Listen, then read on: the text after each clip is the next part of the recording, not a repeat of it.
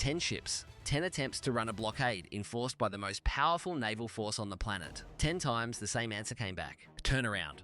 And every single time, the captain of a United States Navy guided missile destroyer had the hardware to end the conversation in under 4 seconds and chose not to use it. That choice is not weakness, it is not hesitation. It is one of the most precisely calculated decisions in modern naval warfare, and it happens on a radio frequency most of the world never hears.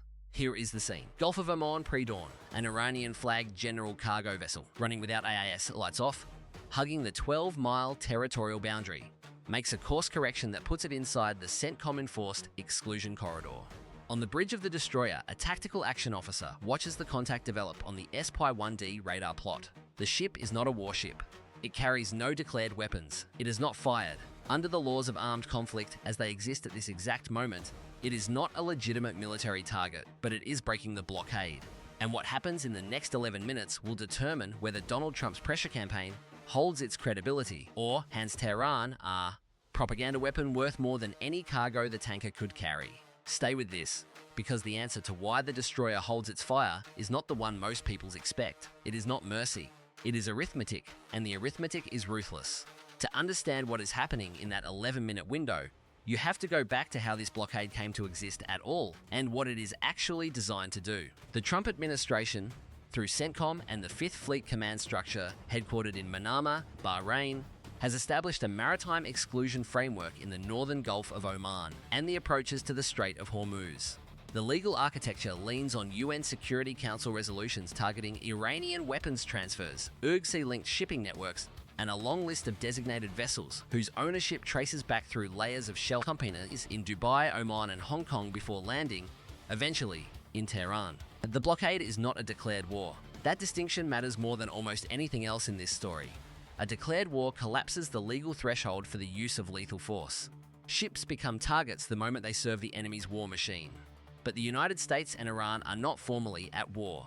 They are locked in what strategists call a grey zone confrontation, a state of sustained hostility that falls just below the threshold that would trigger Article 51 of the UN Charter's self-defense provisions at their broadest interpretation. Both sides have chosen this zone deliberately.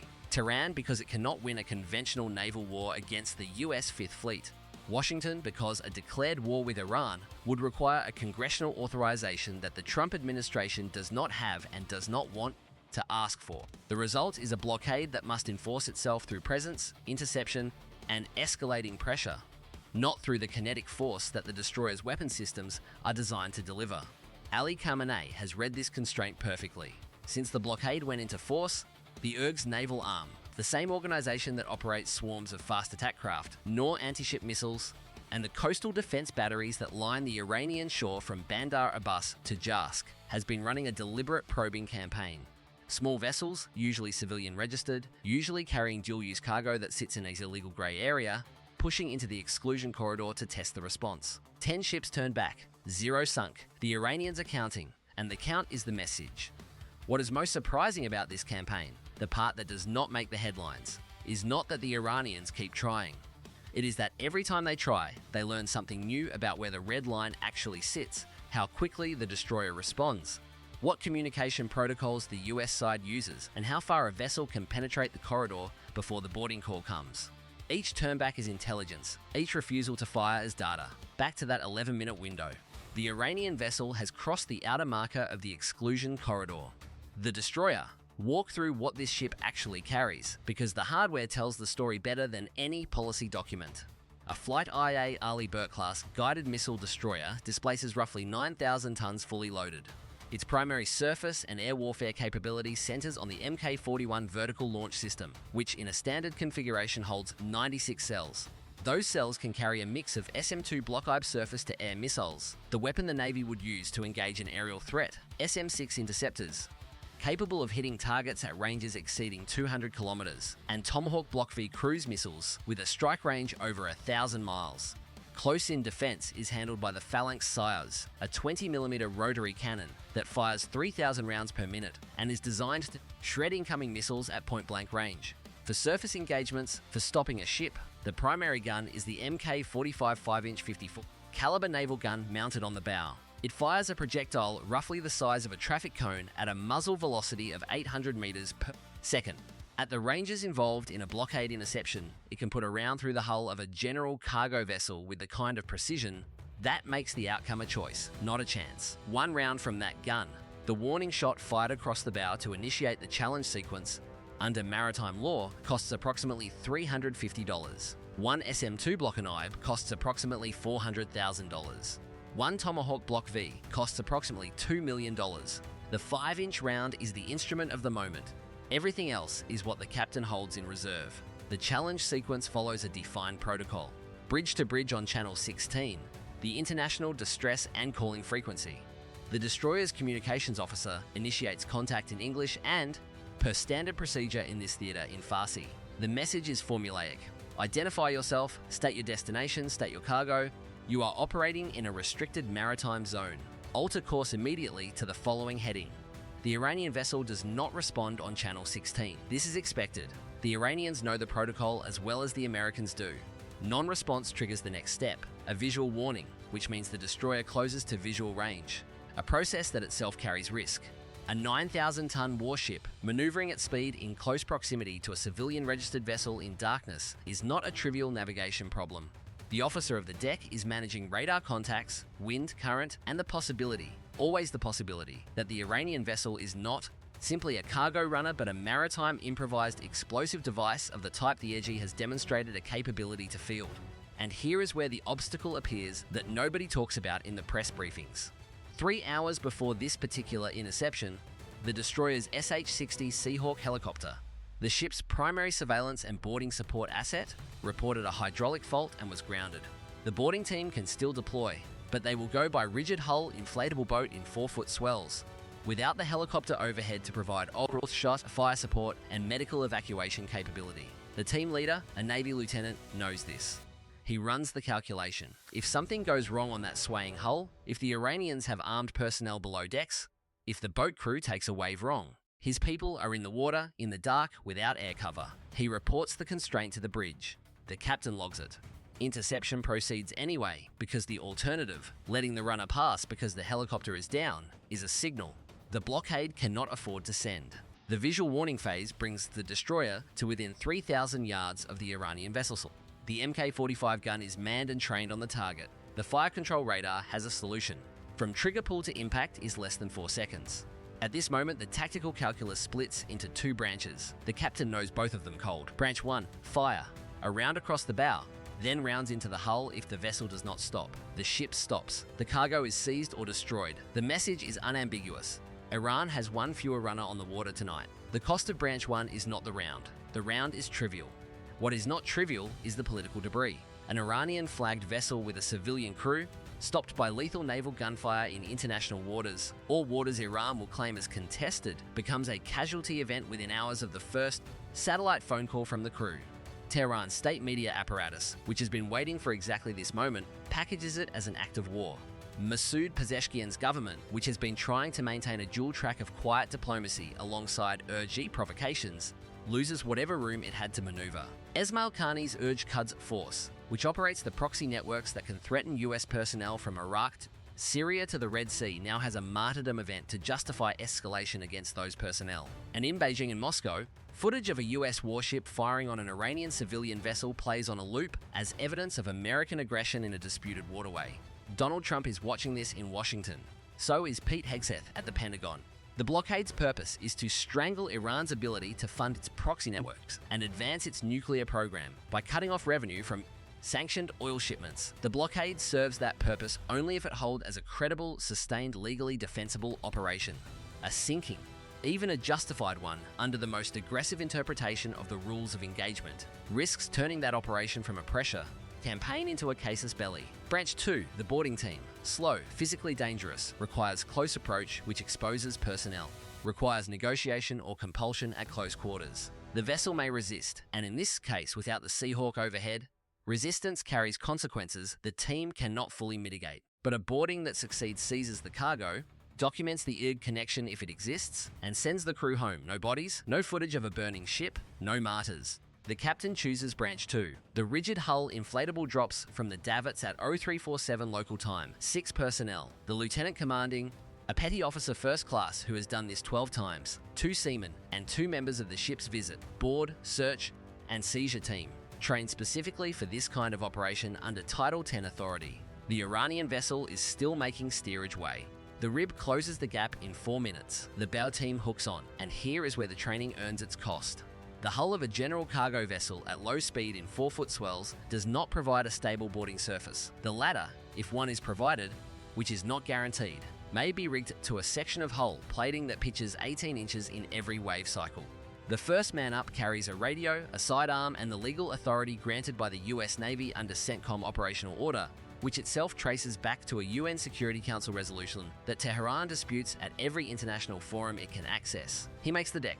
The rest follow. The lieutenant is last up. Below the rib holds station. Above nothing. No helicopter.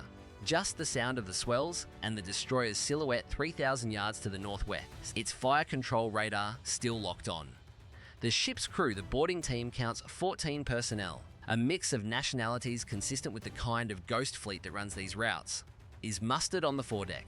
The cargo manifest, when it is produced, lists agricultural equipment. The hold contains something more interesting. Crated components consistent with drone propulsion systems, the kind of dual-use hardware that feeds into the supply chain for Shahed 136 and Shahed 2, 38 variants that have been appearing in IRGC stockpiles and in the hands of Houthi operators in Yemen. This is the find. This is what the boarding team is there to find, and when they find it, the legal picture shifts. The vessel is no longer a grey zone runner. It is carrying material evidence of sanctions violation and probable weapons transfer. The lieutenant photographs everything. The petty officer bags samples, and the whole process takes 51 minutes on a rolling deck without air cover. The ship is ordered into the nearest cooperative port under escort. The crew is detained for questioning. The cargo is seized. No shots fired. No footage of a burning hull, no martyrs, and in Tehran the counts. 10 attempts, 10 turnbacks, 1 seizure. The cost-benefit calculation is recalculating. Here is the question that sits at the center of all of this. The blockade is working by the metrics the US Navy is using, but is working the same as winning. The tools that win to a sea battle, missiles, torpedoes, naval gunfire, are often the tools that lose the political war that follows. The destroyer has enough firepower to close this corridor permanently in a single afternoon. What it cannot do with firepower is make that closure sustainable, legal, and internationally defensible over the months and years that strategic pressure requires. The weapons that win this kind of campaign are different. They are persistence. They are the willingness to send a boarding team over a swaying hull in the dark without a helicopter overhead. They are the legal documentation that makes a cargo seizure stick in international courts rather than dissolving into a dispute between Washington and Tehran.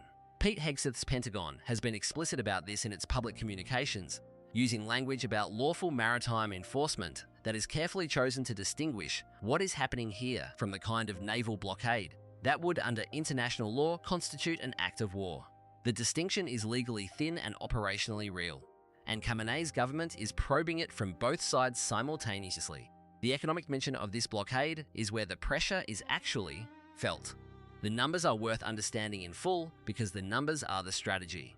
Iran sanctioned oil exports. The flows that move outside the SWIFT financial system, through ghost fleets, through falsified port records, through ship-to-ship transfers in the open ocean, were running at somewhere between 700,000 and 1 million barrels per day in the period before the blockade tightened. The primary buyer is China.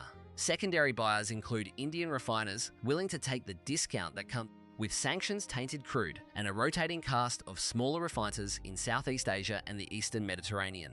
At around $70 per barrel, the heavily discounted rate that sanctioned Iranian crude commands, 1 million barrels per day is $70 million per day. That revenue funds the IRGC's budget, which funds Hezbollah, which funds the Houthi campaign in Yemen, which has been costing the US Navy somewhere between $1 and $2 billion in interceptor missiles to suppress since 2024. The blockade is designed to compress that number. Every ship turned back, every cargo seized, is a subtraction from that daily total.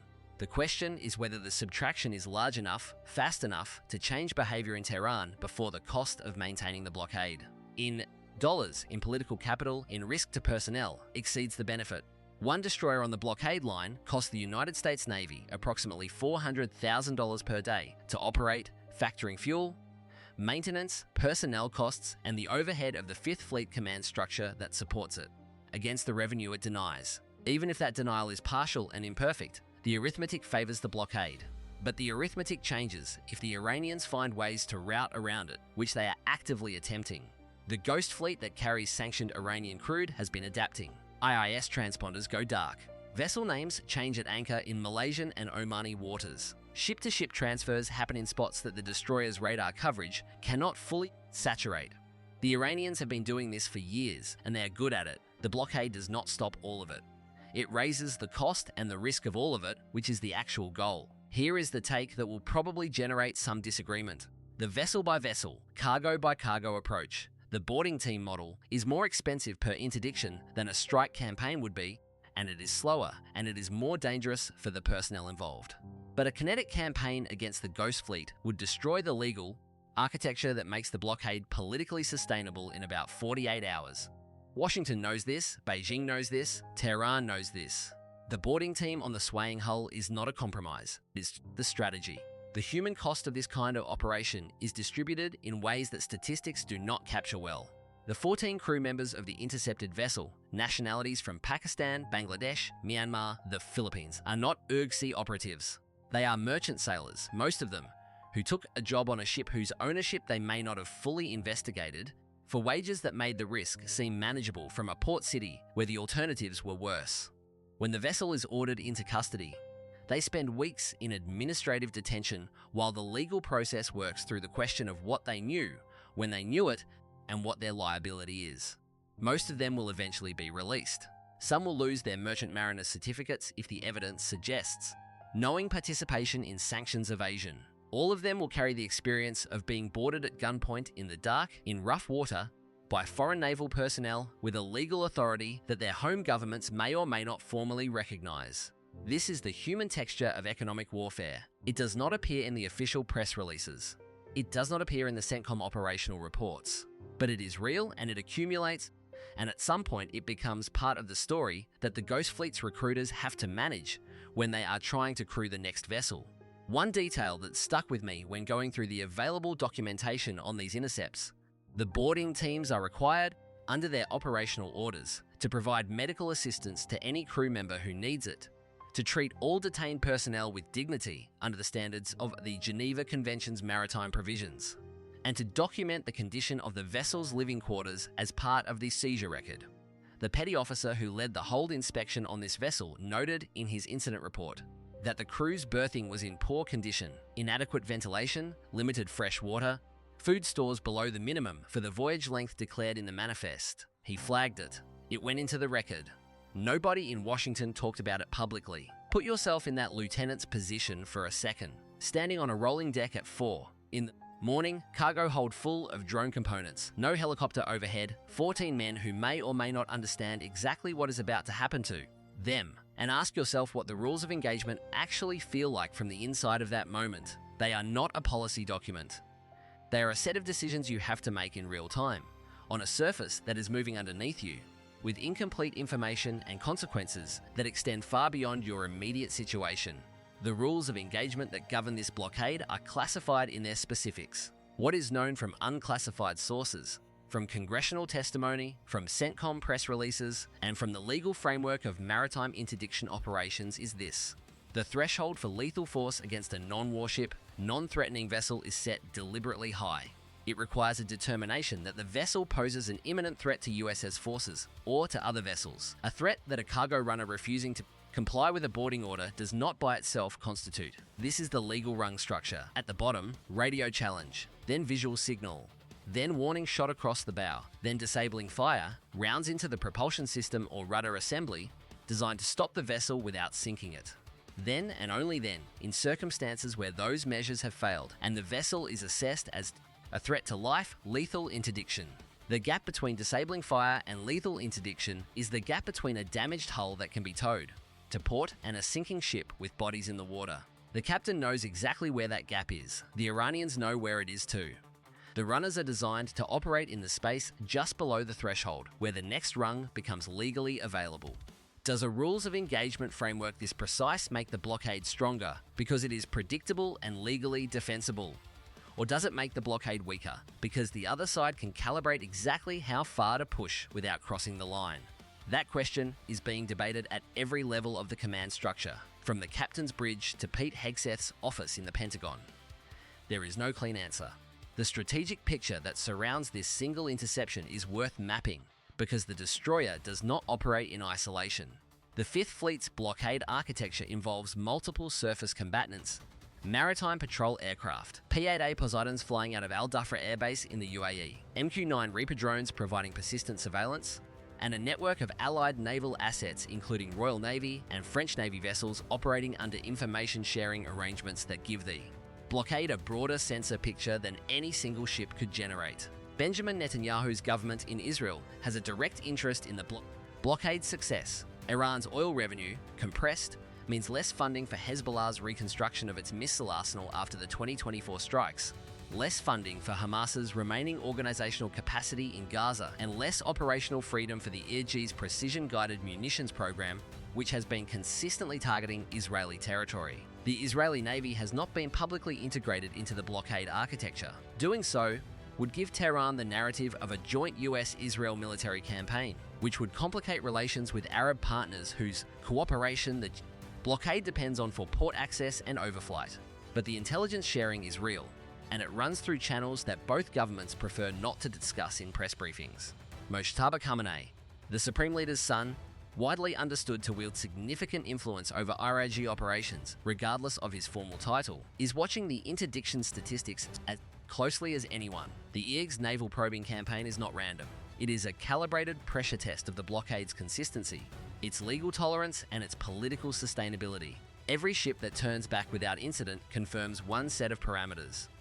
The one seizure of drone components changes the calculation because it demonstrates that the US boarding teams are finding the hardware, which means the intelligence picture the Americans are working from is accurate, which means there is likely a leak somewhere in the procurement and shipping network. That leak is now Esmail Kahani's problem at the IRGC Quds Force, and it is a problem that has nothing to do with the destroyer's missiles or its 5-inch gun. It is an intelligence problem, and intelligence problems get solved in ways that leave no radar trace. Here's where the accumulation of these choices lands. The blockade, measured by its stated metrics, is performing 10 ships turned back, 1 cargo seizure with direct evidence of sanctions violation and probable weapons transfer, Iranian oil exports through the monitored corridors down from pre-blockade levels. The revenue pressure is real, even if it is partial. The cost of that performance, 1 boarding team operating without helicopter cover in 4-foot swells, 14 detained crew members whose connection to the IRGC ranges from direct complicity to probable ignorance, a lieutenant who had to make a real-time judgment call about acceptable risk with no good options on either side, and a destroyer that expended no ordnance but spent 11 minutes with a fire control solution locked on a target it did not engage, because the most powerful thing it could do in that moment was not to fire. The broader cost: every ship that turns back without incident is a ship that tests the blockade and survives. The Iranians are building a map of the response envelope. At some point, they will find the configuration, the route, the timing, the vessel type, the cargo concealment that gets through. The question is whether the blockade's deterrent effect degrades before Tehran's calculus changes, or whether the economic pressure accumulates fast enough to force a different decision from the leadership in Tehran. The Trump administration has bet that the economic squeeze works faster than the deterrence erodes. Khamenei's government has bet the opposite. The ship in the water, the boarding team on the hull, and the fire control radar that never triggered. They are all evidence in an argument that neither side has finished making yet. Comment yes if you think the boarding team model holds the blockade for another 6 months. Comment no if you think the Iranians find the gap first. We read everything, and we'll bring you the next development in this corridor as it happens. If you want to understand the full cost architecture of what a conventional naval strike on Iranian shipping would actually look like, the escalation sequence, the retaliation options, the numbers, that breakdown is coming. Stay close.